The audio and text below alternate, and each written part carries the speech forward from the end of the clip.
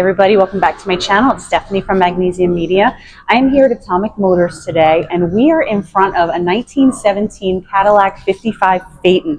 This is a gorgeous, gorgeous car. Now, Hubs and I are going to be doing this one together. I want to focus on the cosmetic side of this car because there's so many things in this car that they don't have today. Okay, it's kind of like when you watch videos of what high-tech kitchens looked like in the 50s and you're like, high-tech, but we don't have any of that now, but it was so cool. So I think that's where I want to take off, and he's going to take off on the more mechanical side of it. So I'm going to give you some fun facts. Okay, this is a 1917 Cadillac. So you know what's unique about Cadillac? What? Cadillac was founded by a guy named Henry Leland. Do you know what else he founded? No. Lincoln Motor Car Company. Really? So two of America's luxury car companies were founded by the same man. Why did he create two companies? Okay, so here it gets trickier too. This guy was a machinist, and he started making guns and stuff back in the 1800s. Okay. And then he was hired by Oldsmobile. Okay. So he was making engines for Oldsmobile, and then he was tasked in 1902 when Henry Ford was going through some financial problems, and they were trying to liquidate Ford Motor Company. Right. He said, hold on, why liquidate it? We could just use everything and build a new car, and called it Cadillac. Uh-huh. And then in 1908, William Durant, who was owned, Alfred Sloan and William Durant, which owned General Motors, said, hey, let's just buy Cadillac. And they bought Cadillac from him for $4.5 million in 1908. Oh my God. And he stayed on until this year, 1917. This was the last car he built. And he was so ahead of his time because he was a machinist and he used to build guns and all kinds of stuff, that everything was about precision. And even in this car, there's things that nobody had back then. And then he went on to form Lincoln Motor Car Company after this car. I know that this has nothing to do with anything, but a lot of car companies, they get their name from the owner's last name. His last name was Leland, you said? Leland, yep. Leland. So where did he get Cadillac? Because he named it after the French. Because he lived in Detroit, and a lot of people came over from France, remember? So he gave it, Cadillac was named after people in France. Okay. Yep, that's why if you notice a lot of Cadillac names over the time were like Brom and this and that, they were all French names. Okay. Yep. All right, cool. So let's check this out. Look at this. Well, can we focus first on the wooden wheels? Because I find this fascinating. I absolutely love it. I think it's gorgeous. It gives it such character. So how big do you think those rims are? Like 20s?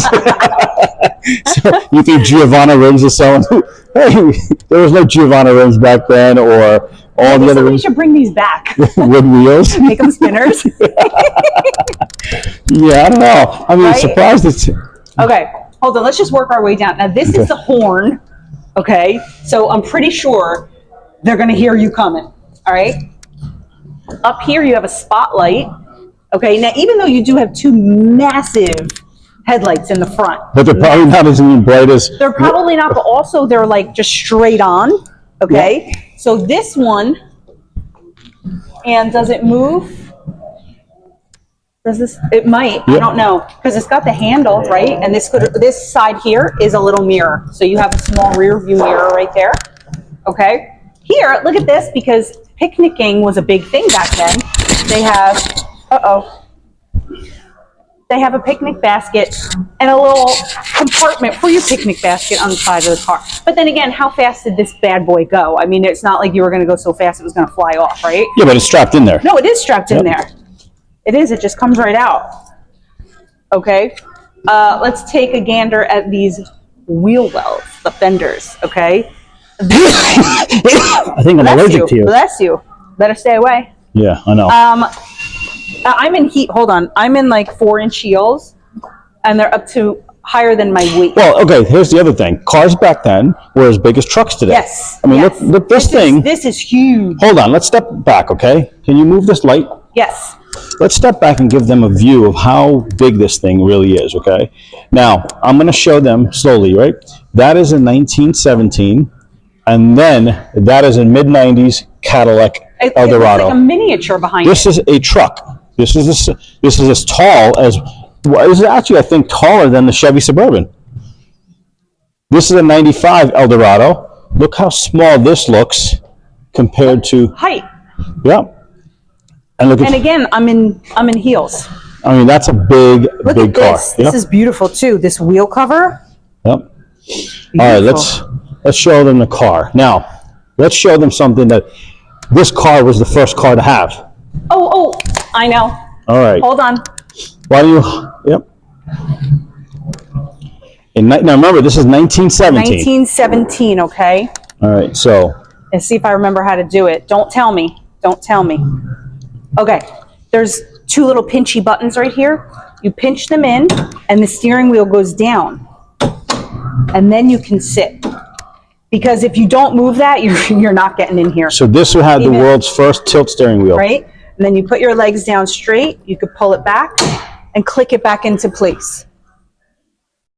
Let me see. Show. Right here. See this? Hold on. There we go. Down like that.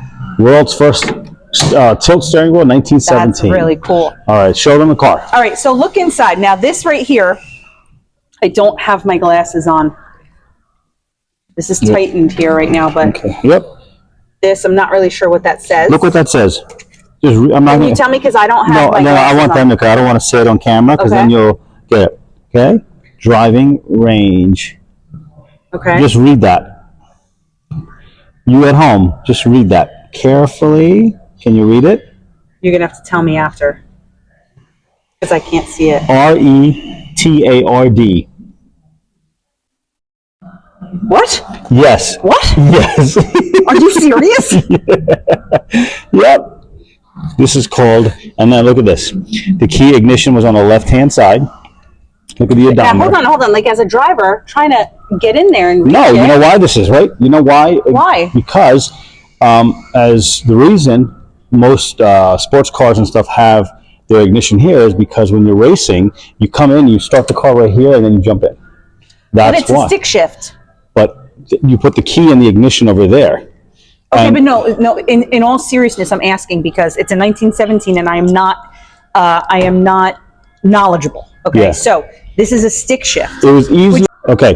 The reason being is because when race car drivers back in the day would open the door and they'd be in a hurry to start the car, they'd keep their hand here, other hand over there, and start the car. It was a lot easier to start a sports car this way and get on the way. And that's why if you look at Porsche today and many other sports cars, the ignition switch is always Okay, here. so I'm thinking then that maybe they wanted that option because it's a race car thing, but in a car like this, it doesn't cut it. No, but back then, everything was about racing. They raced on the weekends, and then they sold cars on Monday. They were racing this? They raced everything. I mean, if you look at race... Because I'm thinking... back then, if you remember, there was no Ferrari. There was no anything else. Cars looked like this. If you looked at some of the race cars that they were racing, they were big as boats. Those things, you're like, how are they I guess racing if them? you put your arm through here, too, you could. Yep. All right, this is obviously your blinker. Take a look Here. at the pedals, the clutch. So let me ask you a question too, okay? Because it would be gas, brake, clutch. Yep. Is it the same? This little tiny thing here is the gas? Yep. The little one? Yes. I wonder why. If you recall, cars previous to this had a crank. Yes. You had crank to it. wind them. Okay. And then obviously you didn't have to anymore because you could do it from in there. All right, So- well, I'm honestly asking because I've never started a car like that, okay? You have to understand, it's a 1917, okay? It's only 2 years older than you. You know, you're lucky it's you two. But listen, no, seriously, it explains me because I'm sure I'm not the only one that doesn't get it, okay? Yes, so that's- I have these two big pedals, Yes. okay? Then I think that this little one down here is actually just like a rest, like where you could rest your foot. Then you have the two accelerator. other buttons. So come here, can you see what I'm looking at? So I'm assuming this is the clutch, this is the brake, that's The accelerator. gas, that's the foot rest, and then, okay. See, for somebody that's never driven a car like that, you're not going to know. And then look, this is your emergency unit over here. Yes, I saw that. That's really Okay. cool. Now look at this one thing. Let's get to the car. Let me show you from above. Okay. Look how small the car is. As big as it is, the interior is very small. The back, Hold even on. though the seat is small. Let's focus on this for a second. Look at the legroom. Now you're 5'5". and a half. Now a grown man that's like say 6 foot, 6'5". How would you feel? How tight would this car be? As a driver, he'd be miserable. This side, okay, he'd be bent, but at least he'd have knee room. Now, here's the other thing. You're driving this thing in the wintertime. You got no windows. You got to put the top up. You got to put the top up. But is this still all open? But on it's the not side? glass. It's not glass over here. This is open on the side. You could have put something there. Yeah. But now imagine driving your car today with no heat on in the wintertime. I wouldn't be driving. And that's with windows. I wouldn't be driving. I wouldn't. Yeah, but people drove. People forget, like, we're so spoiled these days. I know. People forget, like, how people actually functioned back then. Look how tiny the little skinny wipers are. And And they're actually, these windows move, right? Like this lifts up. But they're not intermittent. These, no. You did them manually. Yeah, because look at the little knob. They didn't have a motor. You had to do them manually. Oh my gosh. Okay, so everything back then, driving wasn't easy. Driving one of these things was not a safe thing. Imagine driving one of these cars. There's no analog brakes. Nope. You got wood wheels. You're stopping this thing. And how fast did it go? This thing didn't. There is no Odometer? odometer. Yeah. Well, but seriously, in all honesty, these cars, if you were driving one of these things, you actually went out there and took a risk. Yeah, Because, definitely. I mean, imagine getting hit by one of these. There is something that I want to show everybody at home, which I'm very surprised that cars today don't have them You come around? because of the lack of intelligence today. Hold on. Okay. Okay. Where are we going? I'll do that later. Okay. It says stop. It says stop. Well, yeah, people didn't know. But what I'm saying is, I mean, now into today, they have warnings on irons: do not iron clothes while on human body. So I'm surprised that they don't do this today. Yeah, true that, but I guess it's now that cars are so everywhere around you, that people, I mean, they know brake lights mean stop. Some people know that. Well, I mean, think about it. Back then, there were still horse and buggies. Yeah, I know. People didn't know what cars were. A lot of people didn't have cars in 1917. Look, these cars, they also had the blanket over the bar here. Yeah. So you want to know another fun fact What? about Cadillac? What? Now, this is fast forwarding to the Depression era. So in 1929, Depression hits, okay? Cadillac sales are in the toilet. They're down by almost 80%. Okay. Cadillac is about to go bankrupt. And this one guy walks into the president of General Motors' office and says, hey, I think it's time to sell cars to the black community. Because Cadillac didn't do so. And they said, time to sell cars to the South. And they said, why? Because previous to the Depression, do you know what community did not suffer as much during the Depression? The black community. Because they didn't have the big number sales. No, because the black community did not suffer financially and lose all their money during the Depression because they weren't allowed to open bank accounts. So they kept their money in cash. So when the banks were all wiped out and all the white people lost all their money, the black people still had their money. So they were able to go buy Cadillacs and everything. Gotcha. And by 1934, Cadillac sales were up 70% because of black people. And that is why people always say, like they always say, the black people saved Cadillac. That's why they saved it, because of racism and the country not allowing black people to open bank accounts. They were the only ones that had cash. I just got a new wrinkle in my brain. You learn something new every day. It's messed up when you think about it, because it's like, okay, well, we need you now, so now you can buy what we have. But that's what it's horrible. But that's what America and people do all in history. That's absolutely horrible. So, gorgeous car, It all really around, is. beautiful car. Sorry, bumped into you. 1917. This is a car. Even today, if you pull out someplace, people are going to notice Everybody's this going thing. to stare. Gorgeous. Oh, so here, let's show the back. Okay, the back seat. So now, obviously, you're in the back seat. There's no heat. No. Guess what? You got a nice warm blanket. A blanket, so you and your spouse, the driver's driving, you're sitting in the back with your spouse with a blanket, or your kids are sitting in the back with a blanket. It reminds me of when you take the horse ride in Central Park. It's Central Park, yep, exactly. Yeah. And the other thing, imagine you're driving and it's raining, all that water's coming, hitting you in the face. But here's the other thing. In 1917, this was a step up. I mean, would you rather drive or would you rather ride a horse and buggy? Right. Because they had umbrellas back then too, so you could always Of course they had put your umbrellas. umbrella up. Yep. Can you imagine riding a horse with your umbrella? That's something I would try. But yeah, overall, this is a gorgeous, gorgeous car.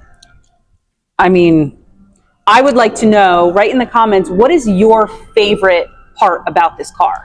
What do you think is the neatest And thing? what is your favorite era of cars? Yeah. 1920s, early 1900s, 2000s. What's what? Yeah, you do that pretty well. Yeah. Because I remembered. I can't believe I remembered from last time. All right, there it is, 1917 Cadillac Phaeton.